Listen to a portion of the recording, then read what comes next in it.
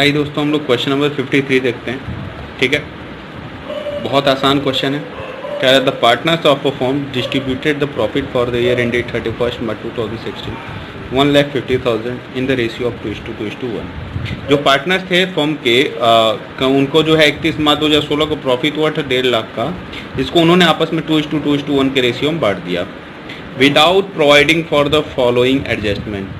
बिना ये कुछ चीज़ें दी हुई, ये एक चीज़ दिए बिना, यानी कि इसका मतलब ये सब चीज़ें देनी चाहिए थी पर वो दिए नहीं, भूल गए।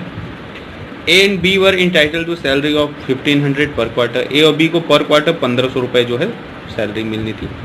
सी was entitled to commission of 18,000। C को कमीशन मिलना था 18,000। A and C had guaranteed a minimum profit of 50,000 per annum to be. ए और सी ने गारंटी दिया है बी को कि आपको किसी भी हालत में, भले मैं लॉस में चल जाऊँ, कोई भी लॉस में जाए, पर 50,000 रुपये आपको जरूर प्रॉफिट होगा। ए और सी ने गारंटी दिया है। ठीक है दोस्तों, प्रॉफिट और to be share in the ratio 3:2।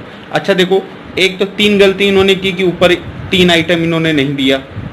चौथी गलती इन्होंने क्या किया कि अगर इन्होंने प्रॉफिट बांटा भी तो बांटना था 3:2 के रेशियो में, और बांटा क्या 2:1 के रेशियो में। तो पास नेसेसरी जर्नल एंट्री हमको ऐसा करना है। तो देखो ऐसे ये गलती करने की वजह से हुआ क्या होगा, किसी पार्टनर को ज़्यादा पैसे मिल गए होंगे, किसी पार्टनर्स को कम पैसे मिल गए होंगे। अगर ये सब देते तो सही अमाउंट मिलता, पर ये सब न दे करके सीधे 2:1 में बांट दिया, तो किसी को ज़्यादा पैसा मिला होगा, किसी को कम मिला होगा। अब उस केस में करेंगे क्या, तो हम क्या करेंगे, देखेंगे जिसके पास ज़्यादा पैसा है, जिसको ज़्यादा मिल गया है, उसका पैसा लेंगे और उठा करके दे देंगे किसको, जिसको कम मिला है। ठीक है, तो अब कैसे पता चलेगा ज़्यादा पैसा किसको मिला है, तो आइए हम लोग देखते हैं। सबसे पहले जो होना चाहिए था, सही प्रोसेस क्या है, वो चीज़ हम लोग कर लेंगे। ठीक है, तो आइए देखते हैं, हम लोग क्वेश्चन का सोल्यूशन करते हैं। ठीक है, ये है क्वेश्चन नंबर 53। हो सकता है कि किसी में क्वेश्चन नंबर चेंज हो, किसी का कोई और क्वेश्चन नंबर हो। ठीक है दोस्तों, अब सबसे पहले करना क्या है, सबसे पहले क्वेश्चन में करना क्या है कि जो होना चाहिए था हमको वो करना है। तो क्या क्या होना चाहिए था क्वेश्चन में दिया है, पहले दिया है, देखिए क्या क्या होना चाहिए था। दिया है कि ए बी को सैलरी मिलनी थी, दूसरा सी को कमीशन, तीसरा गारंटेड मिनिमम प्रॉफिट, और profit over to be share in the ratio of 3:2। तो बिल्कुल हम वैसे ही करेंगे जो होना चाहिए था। कितने पार्टनर हैं भाई, तो 3 पार्टनर हैं, ए बी और सी। ठीक है, यहाँ लिख लेंगे हम ए बी और सी, 3 पार्टनर हैं। सैलरी मिलनी चाहिए थी जो नहीं मिली, कमीशन मिलना था जो नहीं मिला, है ना। एक को गारंटेड प्रॉफिट मिलनी थी, गारंटेड प्रॉफिट जो नहीं मिली, और प्रॉफिट शेयरिंग रेशियो 3:2 में बटना चाहिए था जो नहीं बटा। तो ये सब चीज़ें पहले हम कर लेंगे। अब कंपनी की नेट प्रॉफिट बताओ कितनी है भाई, तो कंपनी की नेट प्रॉफिट आप देखोगे क्वेश्चन में दिया हुआ है 1,50,000 रुपये है। ठीक है, इस नेट प्रॉफिट में से प्रोसेस यही था कि नेट प्रॉफिट जो होता है उसमें से सबसे पहले इनको सैलरी दी जाती। किसको, क्वेश्चन में दिया है ए और बी को 1500 रुपये पर क्वार्टर। तो एक साल में 4 क्वार्टर होते हैं, क्वार्टर यानी कि चौथाई। ठीक है, तो 1500 रुपये के हिसाब से 1500 कितना हो जाएगा, देखिए। अब ए क्वेश्चन दिया है A and B were entitled to salary of 1500 per quarter, तो 1500 इंटू 4 कितना हो जाएगा, 6000 ए को मिलना था और बी को मिलना था, सी को नहीं मिलना है। सी क्वेश्चन में ऐसा कुछ नहीं कहा है। एक बात याद रखिए, फिर से मैं बोल रहा हूँ, हो सकता है क्वेश्चन नंबर आपके बुक में अलग हो। ठीक है, सेकंड पॉइंट दिया C was entitled to commission of 18,000। Question आप पढ़ोगे तो क्वेश्चन में दिया हुआ है, अब मैं दिखा देता हूँ। ये पहला ए बी को 1500 रुपये पर क्वार्टर मिलना था, तो ए और बी को हमने दे दिया 1500 रुपये पर क्वार्टर। एक क्वार्टर का 1500, तो 2 क्वार्टर का 3,000, तो 4 क्वार्टर का कितना हुआ, साल भर में 6,000 रुपये। ठीक है, अब C was entitled to commission. ठीक है दोस्तों, तो देखिए A and C was entitled to commission of 18,000। तो आइए हम लोग देखते हैं, सी को 18,000 का हम लोग कमीशन दे देंगे सीधा सीधा। यहाँ कमीशन कैलकुलेट नहीं करना है, यहाँ दिया हुआ है 18,000 का हमने दे दिया।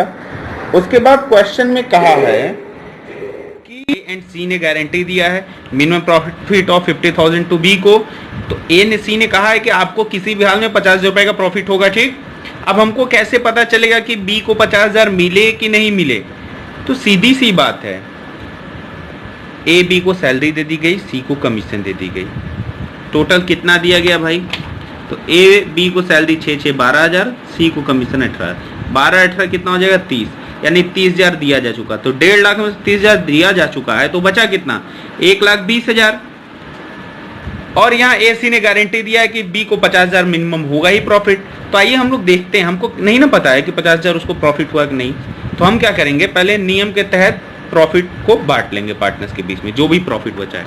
तो देखो 1.5 लाख में से 30,000 गया तो बचा 1,20,000। पार्टनर्स के बीच का शेयरिंग रेशियो 3:2, यानी 3 3 6 2 8, ठीक है। तो हम लोग देखते हैं ए बी और सी को कितना मिल रहा है। तो 1.5 लाख को 8 से डिवाइड कीजिए, 15,000 रुपीज होगा, ठीक है। तो 15,000, अब इन लोग के बीच का रेशियो क्या है? 3:2 का है ना। देख लेते हैं एक बार क्वेश्चन में, 3:2। तो 15 45,000 रुपए, इनको भी 45,000 और इनको 30,000 मिल रहा है। ध्यान दीजिएगा मेरी बात। अब हमको यहाँ पता चलेगा इनको 45,000 मिल रहा है, इनको 45,000 मिल रहा है, इनको 30,000 मिल रहा है, जबकि ए और सी ने गारंटी दिया है बी को कि आपको 50,000 मिले किसी भी हालत में। तो अब क्या होगा? जो गारंटी देंगे वो उस लॉस को सहेंगे। इनको कितना कम मिला? 5,000 रुपये कम मिला ना। तो 5,000 रुपये को ए और सी आपस में वियर करेंगे, ये कुछ अपने पास से देंगे, कुछ पैसा ये अपने पास से देंगे। अब कितना कितना ये दोनों अपने अपने पास से निकालेंगे, तो देखो हमको तो नहीं पता, इन लोग के भी क्वेश्चन में हमसे नहीं कहा है कि किस रेशियो में इन लोग देंगे पार्टनर्स को पैसा। इनको गारंटी दी है ना 5,000 की, तो 5,000 रुपये ये तो लेगा ए और सी से मिल करके। अब ए और सी 5,000 में 2 और 3 देंगे कि 3 2 देंगे कि 2,500 रुपये इनको देंगे, कैसे पता चलेगा? तो उसके बारे में क्वेश्चन में कहा रहता है। अगर नहीं कहा है तो हम कुछ नहीं करेंगे, ए और सी के बीच का रेशियो देखते हैं। 3 है और 2 है, ध्यान दीजिए, 3 और 2, ए का और सी का। तो 5,000 रुपीज को ये लोग 3:2 के रेशियो में एक दूसरे को देंगे। कितना हो जाएगा? 1,000। 1,000 इंटू 3, ए देंगे, ए 3,000 देंगे, और बी कितना देंगे? 1,000 इंटू 2, 2,000। अब मेरी बात यहाँ समझिएगा, ये अपने पास से 3,000 इनको देंगे, ये अपने पास से 2,000 इनको देंगे। तो चलो ये देखो, ये बी का है, बी 2,000 देगा, ए जो है 3,000 देगा, है ना। तो इसका तो 50,000 पूरा हो गया, है ना, इसका 50,000 पूरा हो गया। पर इनका तो घट गया, इन्होंने 3,000 दिया था तो इनका कितना हो जाएगा? सिर्फ 42,000 रुपये, और इन्होंने 2,000 रुपये दिए थे, तो इनका कितना हो जाएगा? 28,000 रुपये प्रॉफिट, है ना। तो रियल में अगर प्रॉफिट बढ़ता तो देखो इनको गारंटेड प्रॉफिट 50,000 मिलता, उसके बाद जो बचता 42,000 इनका होता और 28,000 इनका हो, जैसा कि क्वेश्चन में। अब इन लोगों के पास यही प्रॉफिट बचा है ना, और इसके पास बी को ऑलरेडी मिला हुआ है। तो आइए देखते हैं, यानी सही तरीके से क्वेश्चन करते हम लोग। तो सैलरी 6,000 ए को मिलती, कमीशन कुछ नहीं था, गारंटी मिनिमम प्रॉफिट ए को कुछ नहीं था, 42,000 रुपये प्रॉफिट मिलते। टोटल 42 और 6 कितना? 48,000 रुपये ए को मिलता। बी को 6,000 सैलरी, 50,000 प्रॉफिट, यानी 56,000 मिलता। सी को 18,000 कमीशन और 28,000 रुपये जो है प्रॉफिट मिलता। तो 20 10 30 और 8 8 16, 46,000 रुपये इनको मिलते। अगर ये लोग सही तरीके से काम किए होते तो, मतलब सही तरीके से डिस्ट्रीब्यूट किए होते तो टोटल 48,000 और 40, 40 40 80, 80,000 और 80 90 100, 1,30,000, 1,30,000, 6 6 12 8 20, 1.5 लाख रुपए का देखिए यहाँ हिसाब किताब हो गया, है ना। ये पूरा का पूरा 1.5 लाख रुपए का हिसाब किताब हो गया। 1.5 लाख रुपए इस तरीके से बंटना चाहिए था इनके बीच में, लेकिन अभी तो मैंने ये सिर्फ वो किया है ए बी और सी के बीच में। आइए अलग से एक हम और प्रोफार्मा बना लेते हैं, ए बी और सी, ठीक है। अगर सही तरीके से करते तो ए को कितना मिलता? 48,000, बी को 56,000 और सी को 46,000। ये अपने तरीके से कोई भी प्रोफार्मा बना के प्रेजेंट करना है, बस ये सही तरीके से करते। लेकिन हमने गलत किया। गलत में हमने क्या किया, तो देखो क्वेश्चन में दिया है 2:2:1 के रेशियो में बांट दिया और ये सब दिया ही नहीं। तो 1.5 लाख रुपए को पूरा बांटा होगा हमने पार्टनर्स के बीच में, किस रेशियो में, 2:2:1। तो 2 2 4 1 5 5 15 30,000 रुपया। अब ए बी और सी को किस रेशियो में, 30,000 गुणे 2 यानी 60,000 रुपये इनको मिला होगा, 30,000 गुणे 2 60,000 इनको मिला होगा और 30,000 इनको, 60 1,20,000 और ये 1.5 लाख, यानी 1.5 लाख रुपए इन लोग को बीच में कैसे बचा, इनको 60,000 मिला, इनको भी 60,000 मिला और इनको 30,000 मिला, है ना। अब देखो इनको जोड़ो, यहाँ भी 1.5 लाख रुपए हो जा रहे हैं, इसको जोड़ो 1.5 लाख रुपए ये भी हो जा रहे हैं।